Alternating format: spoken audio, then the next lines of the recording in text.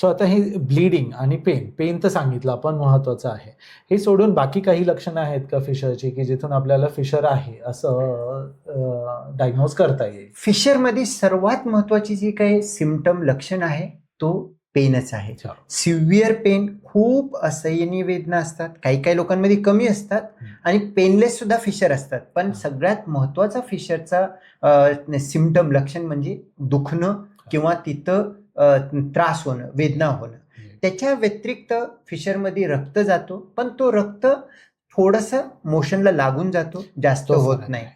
आणि मोशन झाल्यानंतर मोशनची जागा खूप आग होते, वेदनाला सोडून आग होणं सुद्धा, जळजळ. हा जळजळ होणं जो काय म्हणतो तो फिशरमध्ये दिसून येतं.